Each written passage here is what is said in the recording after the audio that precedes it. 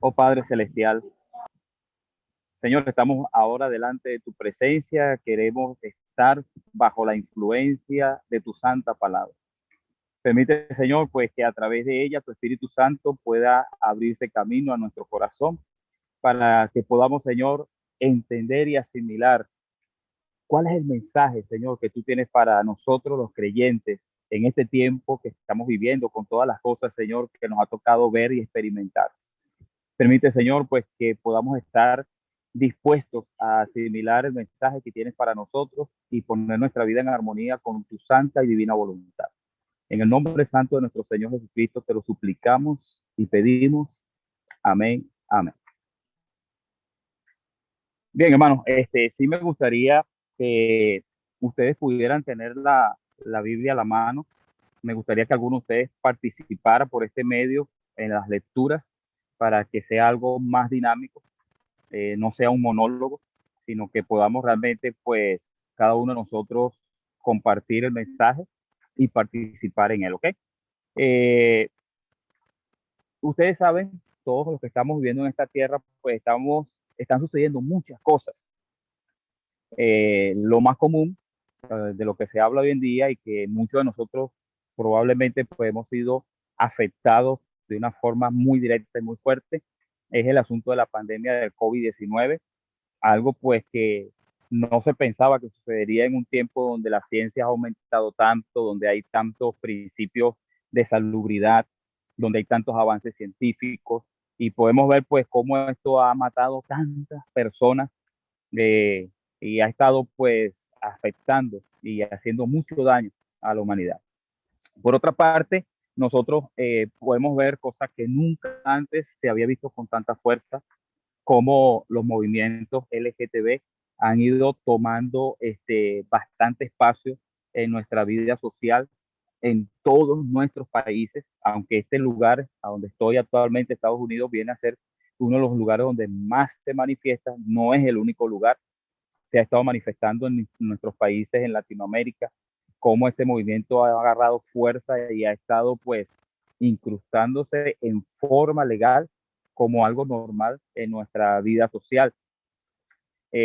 Podemos pensar también en la crisis política.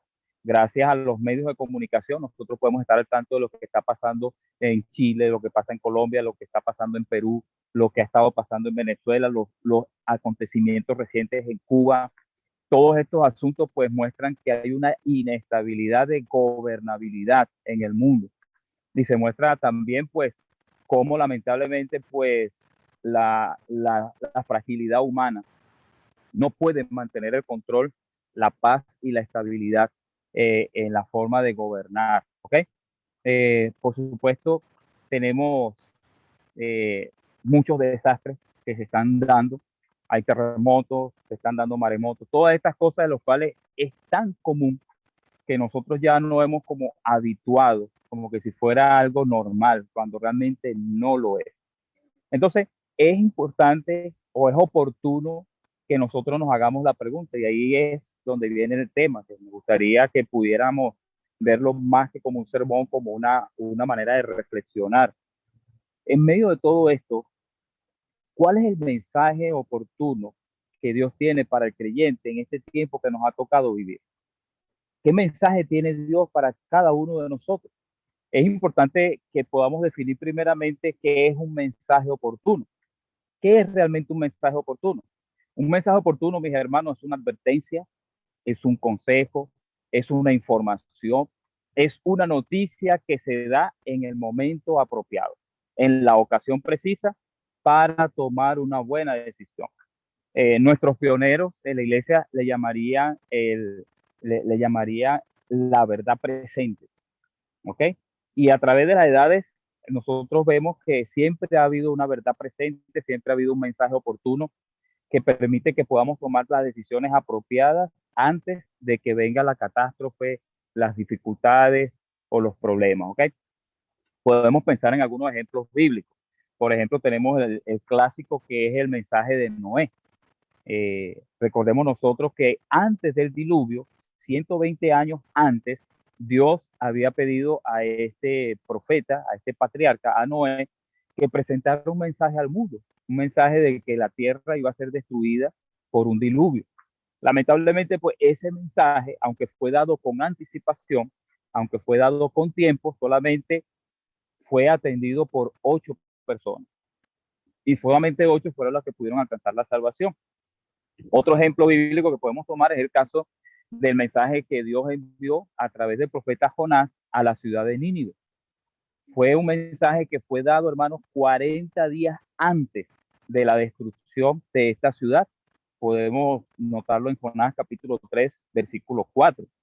Allí Dios había mandado un mensaje de destrucción para esta ciudad y en este caso la ciudad entera captó el mensaje, acató la orden, se arrepintieron y Dios entonces impidió que se cumpliera la destrucción que ya estaba designada para esta ciudad. Otro tercer mensaje, otro ejemplo bíblico grande que podemos ver tiene que ver con la primera venida del Mesías. Aunque ciertamente fue el mensaje de los profetas de todo el Antiguo Testamento, durante siglos se estuvo anticipando de que el Mesías vendría, de que el Mesías estaría pronto a venir. Sin embargo, hubo un mensaje más específico en el mismo preciso tiempo cuando el Mesías estaba viniendo a la tierra. Ese mensaje oportuno fue dado por Juan el Bautista, conocido como la voz que clama en el desierto. Y todo esto pues nos confirma a nosotros cómo Dios trabaja, cómo Dios maneja las decisiones que tienen que ver con nuestra vida, que es la tierra, como lo dice Amós capítulo 3, versículo 7, donde dice la palabra que el Señor no hará nada sin revelar sus secretos a sus siervos los profetas. O sea, que Dios antes de actuar, mis hermanos, siempre manda un mensaje oportuno, siempre envía un mensaje que debe ser acatado por aquellas personas que realmente quieren obedecerle y servirle y sobre todo ser salvos de los juicios que vienen de parte de Dios a este mundo. ¿Ok? Ahora, la pregunta sería entonces, ¿cuál es el mensaje oportuno para nosotros los creyentes de hoy? Cristo Jesús dejó para nosotros lo que es conocido en el círculo religioso, en el círculo cristiano, como el mensaje profético, el sermón profético de Jesús. Este mensaje, hermanos, está registrado por los evangelios. Por ejemplo, está en Mateo capítulo 24, se encuentra en Marcos capítulo 13 y lo encontramos también en el libro de San Lucas capítulo 21. El sermón profético de Jesús, hermanos, viene a ser un mapa guía para el fin de los tiempos. Es un mensaje oportuno para este tiempo que fue dado no por cualquier profeta, no sale sino de los labios mismos de nuestro Señor Jesucristo. Ahora, el mensaje profético de Jesús, hermanos, podemos nosotros dividirlo en dos partes. La primera parte es un mensaje con cumplimiento local. Jesús cuando presentó el mensaje profético o el sermón profético, él estaba, hermanos, hablando acerca de la destrucción de Jerusalén. Tenía un cumplimiento inmediato, un cumplimiento para esa generación que estaba escuchando a Jesús en ese preciso instante. Y estaba dando las indicaciones para que los creyentes, cuando se llegara el momento de la destrucción de Jerusalén, ellos pudieran salvar sus vidas de esa destrucción. Pero también, hermanos, la segunda aplicación de este mensaje es una aplicación de carácter contemporáneo, es de una aplicación actual, que tiene que ver más que todo con el fin de todas las cosas y la segunda venida de Cristo. Ahora quiero que, tomando esto como introducción, abran sus Biblias, por favor, en el libro de San Lucas. Yo quiero que analicemos el mensaje profético de Jesús, pero a la revelación del evangelista Lucas en el capítulo 21. Y como yo estoy viendo aquí en mi pantalla, pues me gustaría, bueno, aunque ninguno tiene fotos, solamente veo aquí en video a la hermana Zaira y Gladys. Los hermanos están, me imagino que todos están conectados, pues tienen sus Biblias abiertas. Así que les animo a que se ubiquen allí en el Lucas capítulo 21. Y vamos a encontrarnos, mis hermanos, yo me voy a detener solamente en dos versículos en esta reflexión, ¿ok? El primero de ellos lo vamos a encontrar en el versículo 19. Note ustedes lo que dice. Si alguien allí puede leérmelo, por favor. Me gustaría escucharlo. San Lucas 21:19. Cualquier hermano que esté en conexión.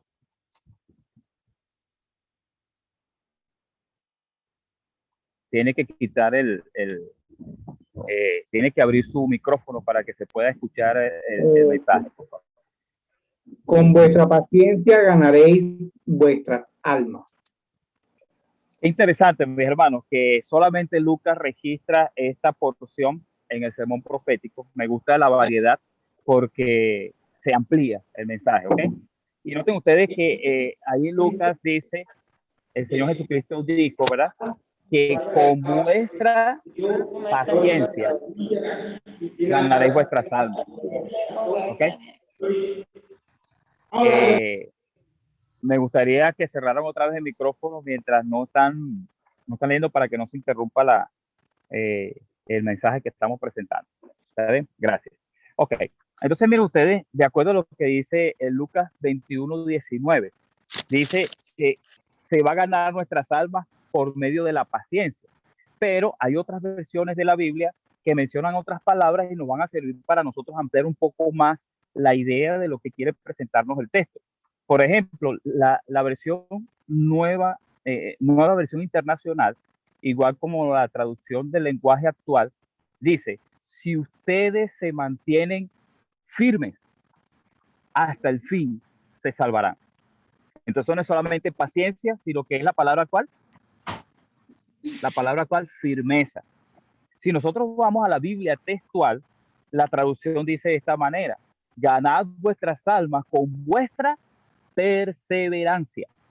¿Cuántas palabras tenemos? Entonces tenemos paciencia, tenemos la palabra firmeza y tenemos la palabra perseverancia. Es interesante lo que dice también la versión, la nueva Biblia española, que dice de esta forma. Dice, con su constancia conseguirán la vida. Entonces, de acuerdo a lo que el Señor Jesucristo nos está mencionando a nosotros acá, resaltan las palabras de que con paciencia, con firmeza, con perseverancia y con constancia podemos nosotros obtener la salvación y la vida. Ahora, hermano, estas son cualidades que se cultivan. Si ustedes notan la idea que dan estas palabras, son cualidades que se cultivan en el corazón, son cualidades internas. Y en el contexto en que Jesús dijo estas palabras, están en el contexto de persecución. Por ejemplo, sigan ustedes en el capítulo 21 de Lucas, veamos algunas palabras que se mencionan en el contexto. En el versículo 12, por ejemplo, hay dos palabras que tengo subrayadas en mi Biblia. Dice, pero ante todas estas cosas os echarán mano, y dice la palabra, os perseguirán y os entregarán. ¿Ok? Si vamos nosotros al versículo 16, dice, seréis entregados, aún por vuestros padres, hermanos, parientes, amigos, matarán a alguno de vosotros. Y el versículo 17 dice, seréis odiados por todos por causa de mi nombre. Entonces, allí yo tengo por lo menos unas 4 palabras, hermanos, que implican, que nos dan a la idea de nosotros del contexto en el cual Jesús dice que debemos ser firmes, perseverantes, constantes y pacientes. ¿Cuáles son esas palabras, hermano? Las palabras que se relatan allí es persecución. Necesitamos ser pacientes, ser firmes, perseverantes, porque va a haber persecución. Debemos cultivar estas cualidades porque vamos a ser entregados, ¿ok? Porque va a haber odio. Pero hay una palabra que, aunque no aparece allí, se interpreta propiamente por las palabras que Jesús dice. Seréis entregados por parientes, por sus padres, por sus hermanos y por sus amigos. ¿Qué palabra cabría allí? ¿Cómo se llama eso? Que una persona tan cercana a ti como tus propios padres, como tus propios amigos, como aquellos que aquí están conectados y que dicen que son hermanos, finalmente te van a entregar. No es lo mismo que hizo Judas con Cristo Jesús, que era su discípulo, traición, que estaba entre los dos. Traición, efectivamente. Entonces, fíjense ustedes, la Biblia dice, Jesús dice que nosotros necesitamos cultivar la firmeza, la perseverancia, la constancia en un contexto en el cual va a haber traición, va a haber odio y va a haber persecución. ¿Ok? Ahora, El segundo texto que quiero analizar con ustedes en el contexto del sermón profético de Jesús está en la lectura bíblica, que es el mensaje oportuno para ti y para mí como creyentes de este tiempo que consideramos que es el tiempo del fin. ¿Ok? Está en el capítulo 21, el versículo 34. Y allí, hermano, vamos a mirar nosotros por lo menos, el texto yo lo he dividido para este estudio en 3 partes. ¿Ok? Alguien, por favor, allí en línea que me lo lea. Alguna persona de ustedes que pueda leer el versículo 34 de Lucas 21, nuevamente. Ok, tengan cuidado y no dejen que sus corazones se endurezcan por los vicios, las borracheras y las persecuciones de esta vida, para que aquel día no caiga de pronto sobre ustedes como una trampa. Miren ustedes, hermanos, de acuerdo a lo que nosotros estamos leyendo, el sermón profético de Jesús no fue dirigido para incrédulos. El sermón profético de Jesús no fue dirigido para los romanos, no fue dirigido para los gentiles. El mensaje profético de Jesús estaba siendo dirigido para los creyentes, tanto del tiempo en que Jesús lo presentó como para el tiempo del fin. Y en todo en todos estos elementos que Jesús está presentando, hermano, él en el versículo 34, de acuerdo a la versión de Lucas, comienza diciendo, mirad también por vosotros mismos. De acuerdo a las palabras del apóstol Pablo, quisiera que alguien buscara, por favor, Filipenses capítulo 2, versículo 12. De acuerdo a las palabras del apóstol Pablo, Cristo también a través de Pablo, hermano, nos presenta a nosotros de una forma amplia lo que él quiso decir cuando dijo, mirad también por vosotros mismos. Alguien que me lea Filipenses 2:12, por favor. Dice, por tanto, amados míos, tal como habéis obedecido siempre, no solamente en mi presencia, sino mucho más ahora en mi ausencia, ocupaos en vuestra salvación con temor y temblor. ¿Correcto? Miren ustedes esa frase, como termina. Ocupaos, ocúpate, preocúpate, trabaja en tu salvación con temor y temblor. Hermanos, miren, Cristo está claro del peligro que hay de que podamos nosotros perder la salvación. Y hay, hermanos, 2 medios o 2 métodos que Satanás utiliza para que esa salvación podamos perderla. Hay un grupo de creyentes que piensan que la salvación no se pierde porque viene de Dios, porque Dios quiere nuestra salvación. Pero la Biblia claramente habla de 2 grupos. Habla de aquellos que van a ser salvos, pero habla también de un grupo que se va a perder. Yo les pregunto, ¿será que aquellos que se perdieron, Cristo no murió por ellos? ¿O es más bien que ellos decidieron, a pesar de todos los medios que Dios les dio para su salvación, decidieron perderse?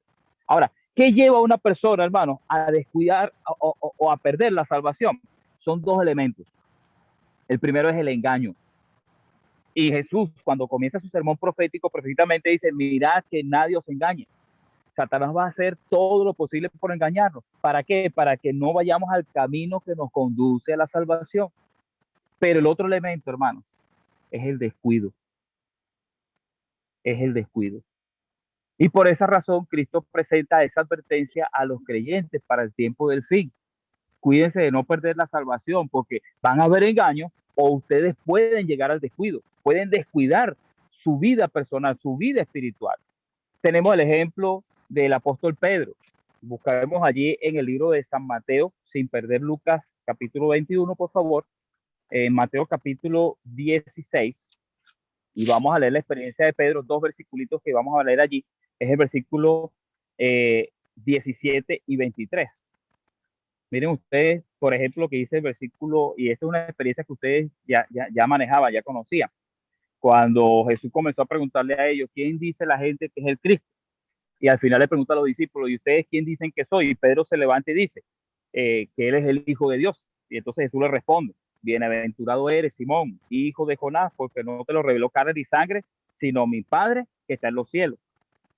En ese momento, de acuerdo a las palabras de Jesús, Pedro estaba siendo guiado por el Espíritu Santo.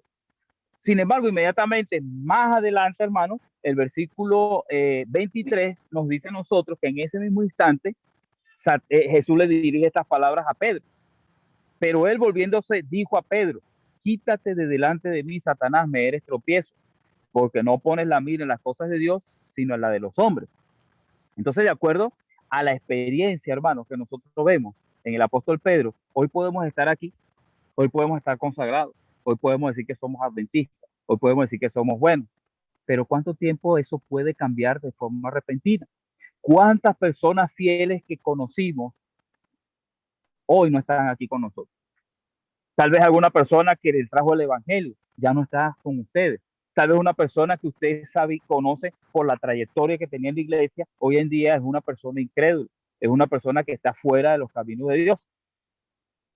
Entonces, es por dos razones, ya sea por engaño, ese engaño, hermano, puede ser por falsas doctrinas, oigan bien, puede ser por falsos rumores, puede ser por falso testimonio contra la iglesia. Lamentablemente, por estos medios que han sido una bendición, ustedes pueden ver por internet que se presta también para que haya personas que sin escrúpulos comienzan a criticar la obra que Dios está haciendo a través de su iglesia. La iglesia de Dios no es perfecta, es una iglesia militante. Y en la iglesia militante hay trigo y cizaña. Pero hay muchas personas que se han encargado de ver qué es lo que hace la cizaña para echarle tierra y tener problemas con la iglesia militante. Y muchas personas se dejan arrastrar por este tipo de rumores, por este tipo de asuntos, y caen en el extremo del fanatismo o el legalismo. Pero todo no queda allí. También está aquellos que se van a perder por el descuido, porque se comienzan a bajar las normas, porque comienzan a llevar una vida liviana en las cosas de Dios y porque comienzan a descuidar su cuidado espiritual y terminan cayendo en la indiferencia. Saben, hermano, la pandemia que hemos estado viviendo ha generado una situación crítica dentro de la iglesia y especialmente dentro de la vida de muchos que decimos creer en el Señor. Porque si algunos estaban acostumbrados a no asistir a la iglesia, pues a través de estos medios, pues mucho mejor. Hay algunos que solamente hacen culto un momento a la semana, no puedo decir ni siquiera un día, porque son solamente 2 días que se hace con respecto, si acaso 1 o 2 horas que se hace el culto el sábado. Y estamos hablando de aquel poco porcentaje de los que se conectan. Ahora, hermanos, si nosotros seguimos en el texto de San Lucas capítulo 21, versículo 34, no solamente el Señor dice, mirad también por vosotros mismos, ¿ok? También que sigue diciendo el texto, que vuestros corazones no se carguen. Y ahí está la otra frase. Cuando la Biblia habla de vuestros corazones, ¿a qué se refiere?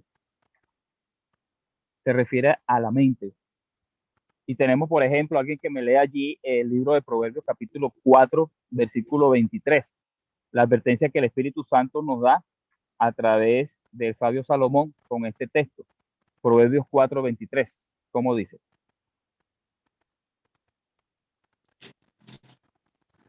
Dice 23, ¿cierto? Sobre toda cosa que guardes, guarda tu corazón, porque de él mana la vida.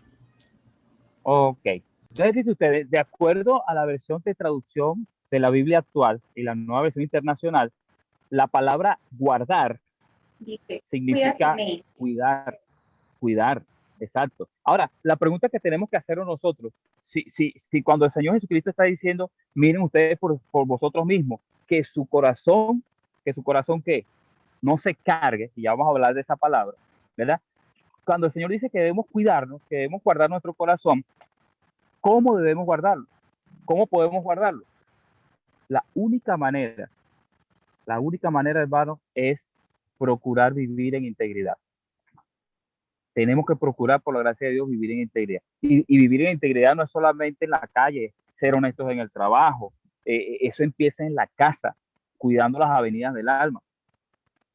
Tenemos el caso del Salmo 101, que nos habla de nosotros cómo nosotros podemos cuidar las avenidas del alma, qué es lo que vemos, qué es lo que escuchamos, porque todo eso de una manera u otra, hermano, influye en nuestra manera de pensar. Tenemos que cuidarnos con respecto a eso. Ahora, hermano, cuando Jesús dice no se carguen, miren ustedes qué interesante cómo las versiones bíblicas varían. Y les pongo esto porque es una manera de ampliar más el concepto bíblico, ¿ok? Porque la palabra cargar, ¿qué significado, qué sentido tiene? En la Reina Valera dice no se carguen, pero entonces la Nueva Traducción Viviente dice no se entorpezcan. está hablando del corazón, está hablando de la mente. Dice que vuestro corazón no se entorpezca. La versión latina católica, Nácar Colunga, dice no se embote. Embotar es como cuando usted por lo menos ha comido tanto. ¿Qué pasa después que uno tiene una buena comida? La mente se embota, uno siente una pesadez y le pega como un sueño. Eso significa la palabra embotar. La Nueva Versión Internacional por lo menos utiliza la palabra endurecer, que vuestros corazones no se endurezcan.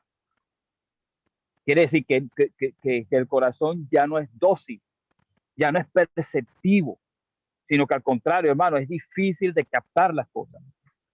La Vulgata Latina utiliza la palabra ofuscar. Entonces dice que su corazón no se ofusque, o sea, no pierda la nitidez de lo que está mirando. La versión Dios habla hoy dice que sus corazones no se hagan insensibles. Me gusta mucho esa versión porque es muy claro. Tener un corazón duro es un corazón insensible, un corazón que no siente. Y una de las cosas que puede hacer que esto suceda, hermano, es cuando nos habituamos a algo. Por ejemplo, en la televisión estamos tan acostumbrados a mirar muertes que ya eso no nos afecta, ya no nos duele. Es como aquella enfermera o aquella estudiante de enfermería que cuando empieza su curso y comienza a ver sangre y comienza a ver derrame y todo eso, el impacto primario es fuerte. Pero a medida que va mirándolo y mirándolo y mirándolo y mirándolo, ¿qué pasa con ella? Se insensibiliza, hermano. Y así pasa con nosotros igual. Ahora, la Biblia de Jerusalén utiliza la palabra se hagan pesados. ¿Están entendiendo entonces más o menos la amplitud de lo que quiere decir Jesús cuando dice que su corazón no se cargue? Cuando nosotros llevamos una carga encima, hermano, es difícil ir a velocidad, es difícil mantener el ritmo. Y precisamente la idea que nos quiere transmitir el Señor Jesús al utilizar esta palabra es eso. Hermano, no permitamos que el corazón se nos endurezca, no permitamos que nuestros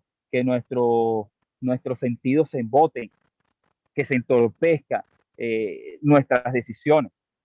Todo esto lo que quiere decir, hermano, es que la batalla por tu salvación, por mi salvación, se libra en la mente. ¿Ok?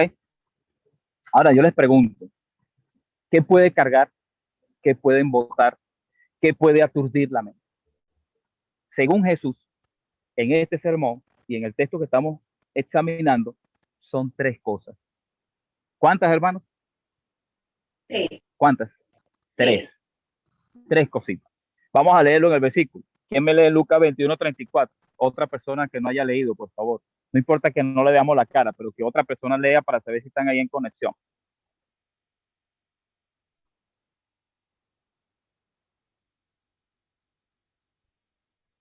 O solamente habemos 3 personas conectadas. ¿Dónde está el hermano Ángel, la hermana Inés? Ajá, a ver. 21:30. 21:34, ¿cómo dice? 21:34. Ajá. También por vosotros mismos, que vuestros corazones no se carguen de glotonería y embriaguez y de los afanes de esta vida, y vengan de repente sobre vosotros aquel día. Ok, vamos a ir analizando entonces estas 3 palabras. Las palabras son glotonería, embriaguez y las preocupaciones o los afanes de la vida. Vamos a ir una por una. ¿Qué viene a la mente de ustedes cuando hablamos de la palabra glotonería? Intemperancia. Por favor. Intemperancia. Así es, intemperancia. Ahora, la glotonería tiene que ver con el comer en exceso, ¿sí o no? Sí. Ahora, ¿qué tiene que ver eso, hermanos, con la preparación para la segunda venida de Cristo para el tiempo del fin? Obviamente, cuando está hablando de glotonería, no se refiere, hermanos, al aspecto físico. Tenemos que verlo desde una perspectiva espiritual, porque comer en exceso, alguno acá pues pudiera decir, pero es que yo como regular. Hay algunos que puede ser incluso vegetariano y decir, no, eso no va conmigo. Pero un vegetariano puede ser un glotón. Claro. Una persona de principio de salud puede ser una persona glotona espiritualmente. Claro. Porque comer en exceso significa, hermanos, ¿Qué hace que una persona sea glotona? Es una persona que no tiene control de sí mismo. Es una persona que pierde el control propio, no tiene dominio. Ahora, cuando hablamos de glotonería espiritual, hermano, estamos hablando, por ejemplo, de una persona que no controla sus malos deseos. Tiene deseos malos, negativos, que cultiva en su corazón. Cuando habla de glotonería, hermano, hablando de glotonería espiritual, estamos hablando, hermano, de pecados que se cultivan dentro del corazón. Pecados que usted no puede decir, mira, allá va un codicioso. Podemos nosotros ver a una persona codiciosa, es difícil, hermano. Usted puede ver los frutos de la codicia, pero usted no puede ver la codicia en sí como tal. Usted puede ver los frutos, los resultados de la codicia. Otra cosa, hermano, la envidia. Una persona con glotonería espiritual es una persona que tiene falta de dominio, que no controla, hermano, y se manifiesta de esa manera. Tiene envidia, tiene codicia, tiene lujuria, tiene lascivia. ¿Y eso qué hace? ¿Cuáles son los frutos de la glotonería espiritual? Adulterio, fornicación, odio, envidia, celos, contiendas. Son pecados ocultos. Y Pablo a los Gálatas precisamente le escribe que los frutos de la carne son precisamente estos, ¿sí o no? Y que se iban a ver dentro del pueblo de Dios, son resultados de la glotonería espiritual. O sea que una de las cosas de las cuales Jesús nos advierte es que nosotros no perdamos el dominio propio. ¿Cuál es la otra palabra, mis hermanos? Que no se cargue su corazón de glotonería, o sea, no pierdas el dominio propio. ¿Cuál es la otra palabra? Embriaguez. Que dice el texto. Embriaguez. Alguno dirá, eso no va conmigo, porque yo ni una cervecita me tomo. Yo no tomo cerveza. Es más, ni siquiera un vinito, que Pablo dice, bueno, un vino es bueno para, le dice a Timoteo, un poco de vino es bueno para la salud del estómago. Yo ni siquiera eso, pastor, yo sí soy bueno, eso no tiene nada que ver conmigo. Pero vamos a hablar de la embriaguez espiritual. En sí, cuando hablamos de embriaguez, ¿qué le viene a usted a la mente? La embriaguez es un borracho. ¿Y qué características tiene un borracho? Un borracho tiene la mente embotada, ¿sí o no? Es incapaz de distinguir entre lo que es bueno y lo que es malo, lo correcto de lo incorrecto. Ahora, cuando hablamos nosotros de la embriaguez Malas espiritual, decisiones. así es, lleva malas decisiones porque no sabe qué es lo correcto, ¿ok? Ahora, ¿qué es la embriaguez espiritual, hermano? Tenemos la falta de discernimiento. Cuando Jesús está hablando, para el tiempo del fin, tenemos que cuidarnos de perder el dominio propio y tenemos que cuidarnos de perder el discernimiento. Tenemos el caso de Nadab y Abiú, que fueron a ofrecer sacrificios a Dios, pero tomaron un fuego extraño.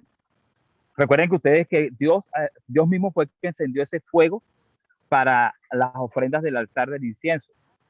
Ellos tomaron fuego común. Aunque el fuego era igualito, quemaba igual, era calor, la fuente no era la misma. La fuente del fuego santo venía de Dios directamente. El otro fuego es común. Entonces, la embriaguez espiritual tiene que ver con no distinguir entre lo que es correcto y lo que es incorrecto, entre lo que es propio y lo que es impropio. Es una mezcla, mis hermanos, entre lo sagrado y lo profano. ¿Cómo se manifiesta eso en la iglesia? Menos mal que no conozco a ninguno de ustedes, así que lo voy a zumbar por acá. ¿Le gusta o no le gusta? ¿Cómo se puede ver eso en tu vida? Mundanalidad cristiana. En la manera como tú te vistes, en la música que tú escuches. Porque saben ustedes, ahorita hay música cristiana, hermanos. Bueno, le llaman música cristiana por la letra, pero eso es un merenguito. Eso es Y una reggaetón. bachatica. Ese es un reggaetonito. Ay, pero es cristiano, mira, habla bonito. Tiene mensajes preciosos, pero es música mundana. Lo mundano mezclado con lo sagrado. Con otro ejemplo, hermanos, los entretenimientos. Con esta pandemia, ¿cuántos de nosotros no estamos metiendo cosas en nuestra mente que no son edificantes para nuestra vida? Las celebraciones, hermanos. Hay paganismo mezclado con la manera como nosotros celebramos muchas cosas. ¿Me permiten ustedes contar una experiencia personal? En Venezuela, yo en una oportunidad ejercí como líder juvenil de un campo. Y estando allí, pues un grupo de jóvenes me invitaron para participar de una vigilia juvenil, vigilia JA. Pero cómo me insistieron, hermano. Yo decía, uy, me dijeron, no, pastor, es que está viniendo mucha gente. Vienen de Caracas, yo estaba en Miranda en ese entonces, en los valles del Tuy. La distancia de Caracas ya son 2 horas. Y yo decía, wow, para que un joven se tome la molestia de tomar 2 horas de viaje para ir a una vigilia, hermano, tiene que ser el poder de Dios que se está manifestando ahí, porque usted sabe cómo son los jóvenes. Los jóvenes para moverlos cuesta. Incluso para conectarse en una cuestión de acá, yo no he visto la foto, pero es difícil. El pastor lo veo con un muchacho joven, ¿has visto? Pero no sé cuántos jóvenes hayan conectado acá. Los jóvenes son difíciles. Y yo decía, wow, tiene que ser algo muy bueno. Así que bueno, para no alargarle la historia, les comento, llegamos a la hora de la vigilia, eso de verdad, habían como 40 jóvenes, 50 jóvenes, hermano, y yo emocionado, yo decía, Dios mío, esto está mejor que una campaña. Y la gente me decía, pastor, ¿tiene usted la parte? Yo le pedía, deme el programa para saber cómo va a ser las participaciones. No, no se preocupe, empiece usted. Y bueno, yo empecé, hermano. Y los muchachos, algunos bostezando, yo había preparado lo mejor para los jóvenes y contentos. Pero al final, hermanos, vi que ellos estaban desinteresados hasta que yo terminé el sermón. Cuando yo terminé mi mensaje, dijeron, bueno, mis hermanos, ahora llegó la parte social. La parte social, hermano, era salir todos, ya era más de medianoche. O sea, en la urbanización había una piscina, salieron todos a la piscina, otro grupo se fue hacia un parquecito, a una placita que estaba allí cerca, y comenzaron a brincar, a saltar. Recuerdo de manera muy especial uno de los juegos que se llamaba El Rey Pide. Yo decía, ¿qué es esto? Se formaban 2 grupos, y un grupo por aquel lado tenía un líder que era el rey del grupo aquel, y por otro lado estaban los representantes de otros grupos. Y entonces el rey decía, el rey pide, por ejemplo, el rey pide un zapato. Y entonces los grupos tenían que buscar un zapato y llevárselo al rey. El primero que lo llevaba ganaba. Hermano, pero imagínense ustedes que a veces le ocurra pedir un sostén. No sé si en Colombia le llaman sostén al brasier, lo que se pone las mujeres. O que le pida una ropa interior. Y yo estaba espantado, mis hermanos, cuando yo veía aquello. Yo decía, bueno, ¿qué le está pasando a estos muchachos? ¿Qué les está pasando? Embriaguez, hermano. Ellos no veían nada malo en eso. Hablé con el anciano y le decía, hermano, ¿cómo usted va a permitir eso? Y sabe la respuesta que me dio ese hermanito. Él me dijo, pastor, yo prefiero que mi hijo se entretenga y se divierta delante de mí con muchos cristianos que en un lugar donde yo lo vea. ¿Qué le parece? Ahora, el otro aspecto, hermanos, porque ya hemos hablado de 2 cosas, la pérdida del dominio propio. El Señor Jesús para el tiempo del fin te está diciendo a ti, el mensaje oportuno es, no pierdas el dominio propio. Y lo otro que te está diciendo es que no pierdas el discernimiento. No pierdas el discernimiento. Pero hay otra cosita más que nos está diciendo. Y usted puede decir, yo tengo dominio propio. Y usted puede decir, no, yo sí tengo discernimiento, a mí nadie me va a engañar. Pero la mayoría de los que estamos conectados acá caemos en el tercer punto. ¿Qué dice el tercer punto? ¿Qué dice el versículo? Preocupaciones de la vida. Las preocupaciones de la vida. Hermano, ¿es malo preocuparse?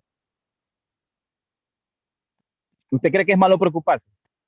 Sí, horrible. Jesús está diciendo que es malo preocuparse. Si fuera malo preocuparse, ¿por qué usted se preocupa por sus hijos? ¿Por qué usted se preocupa de ponerse una mascarilla o no salir porque el COVID lo puede agarrar? La preocupación, hermano, hay de 2 clases. Hay preocupaciones legítimas y hay preocupaciones ilegítimas. Hablemos de preocupaciones legítimas. Por ejemplo, ¿es malo preocuparse por la salud? No. ¿Es malo preocuparse por la familia? Usted se preocupa, los que tenemos hijos, se preocupa usted porque sus hijos estén bien, porque sus hijos tengan su comidita, porque sus hijos no salgan, hay peligros en la calle. ¿Esas preocupaciones son buenas o son malas? Son buenas. Son buenas. Son buenas. Le voy a lanzar una pregunta a ver cómo ustedes me la responden. ¿Cuáles son las preocupaciones ilegítimas? Las angustias extremas, pienso yo. Bueno, por ejemplo, si usted tiene un hijo con COVID ¿Cómo se preocupa? ¿Poquito, más o menos o bastante? Eso no es una Bastante. preocupación extrema. Depende cómo Eso no, evolucione. pero eso no es una preocupación extrema. Nos No. contradecimos.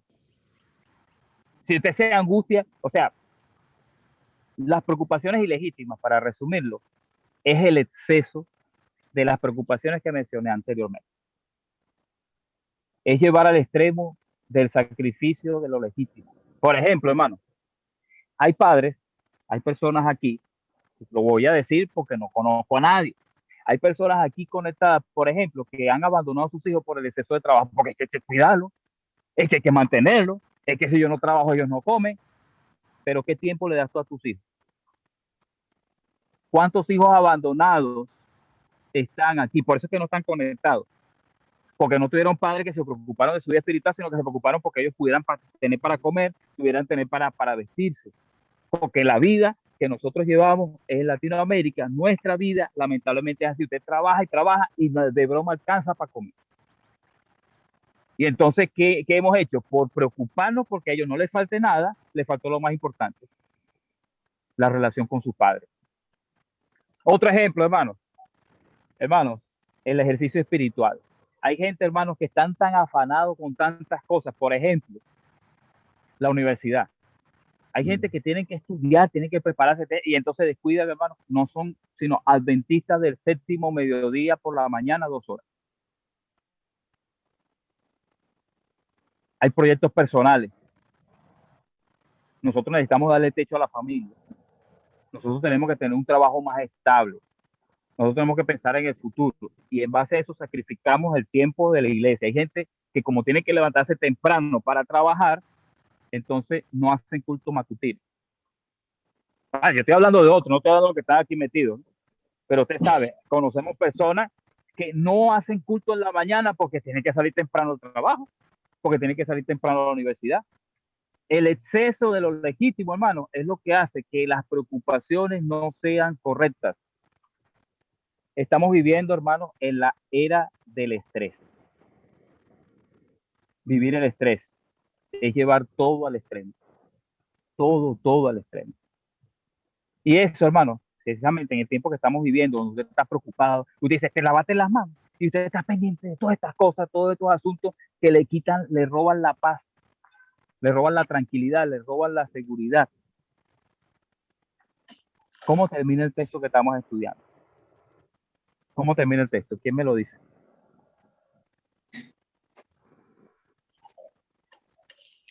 Y venga de repente sobre vosotros aquel día. ¿Saben qué triste, hermano? Que alguno de ustedes esté bajo glotonería, esté bajo embriaguez, o esté tan preocupado con todas las cosas que están pasando, que el Señor venga y lo sorprende a usted en alguno de esos 3 pecados. Ese es el mensaje que Dios tiene para nosotros los creyentes. Y algo que no tenía aquí en el bosquejo, hermano, pero Dios me está poniendo en el corazón que tenga que resaltar lo que no quería hacerlo. Está en el versículo 8, según la versión de Lucas 21:8. Pastor, ¿usted podría leérmelo, por favor? Dice, él respondió, mirad que no seáis engañados, porque vendrán muchos en mi nombre diciendo, yo soy, y el tiempo está cerca, pero no vayáis en pos de ellos. Hermano, yo me quedé pegado con la segunda frase, porque es verdad, muchos van a decir, son el Cristo, y nosotros sabemos que Cristo no, que Cristo realmente, hay muchos que han dicho, yo soy el Cristo reencarnado. De hecho, Cristo es mujer, según algunos de estos teóricos que hay por allí. Hay una religión que se basó en el hecho de que así como Dios se reveló en un hombre, para este tiempo se reveló en mujer, etcétera. Pero lo que me llamó la atención es esto, porque dice, el tiempo está cerca. Y Jesús dice, no se dejen engañar con eso. Mire, dentro de la iglesia adventista se han presentado movimientos. Hay un movimiento que dice, por ejemplo, que la venida de Jesús está alrededor del año 2021. Y lo sacan por los 120 años que Noé estuvo predicando, y ellos sacan la cuenta desde el tiempo del fin hasta ahora y le da 120, los 120 años le da 2021. Hay tantas corrientes, hermano, y tantas cosas que nos llevan a nosotros a esto. Y ahorita se está hablando del COVID y todo eso, y hay tantas teorías que dicen, mira, no, es que ya está llegando, ahora sí es verdad y eso nos lleva a nosotros al estrés. ¿Qué es lo que debería preocuparnos a nosotros? Que cuando ese día llegue, hermano, simplemente nosotros podamos estar preparados. Cristo nos ha dejado esta advertencia con tiempo para que tú y yo, hermanos, tomemos decisiones acertadas. No importa en el lugar que estemos. Pero sí, hermano, que con paciencia ganemos nuestras almas. Seamos perseverantes. Que tu fe no dependa simplemente por un así dice el pastor, o por un así dice la iglesia, o por lo que piense tu familia. Que usted pueda tener criterio propio para que lo que usted ha aprendido de la palabra de Dios, usted pueda vivirlo. Y usted pueda decir, lo creo y lo sostengo y me mantengo firme con eso para la gloria de Dios. Yo quiero hacerle una invitación en esta hora, basado en lo que hemos estudiado, hermano. ¿Tiene usted falta de dominio propio? ¿Tiene mal carácter? ¿Es usted una persona falta de discernimiento? ¿Una persona que se arriesga de mezclar las cosas espirituales con las cosas no espirituales? ¿Es usted víctima del materialismo? ¿Está sacrificando usted su preparación para la segunda venida porque hay otras cosas que tenemos que hacer? ¿Cuántos en esta hora quieren decirle, Señor, ayúdame para que no caiga en el pecado de glotonería, de embriaguez, ni de las preocupaciones o afanes de esta vida? ¿Cuántos Amén. quieren en esta hora, levantando su mano, decir, Señor, Amén. ayúdame, ayúdame para no caer en ninguno de estos males, en ninguno de estos pecados? Vamos a tener una palabra de oración. Padre Celestial, Señor, ya el conflicto está por terminar y por eso es que ha arreciado más tantas señales, tantos problemas, Señor, que parecieran que fueran a arrasar con nuestra vida. Pero te damos las gracias, Señor, porque tú has dejado un mensaje oportuno para cada uno de nosotros. Ayúdanos, Señor, para mantenernos firmes. Ayúdanos a ser pacientes. Ayúdanos, Señor, a ser constantes. Ayúdanos a perseverar hasta el fin, como dice tu palabra, para poder alcanzar la salvación y la vida eterna. Amén. Bendice a cada hermano que estuvo presente acá en esta reflexión y que tu paz, Señor, inunde nuestra mente y nuestro corazón. Te damos las gracias, Señor, porque cuidas de nosotros. En el santo nombre de nuestro Señor Jesucristo. Amén y amén. Amén.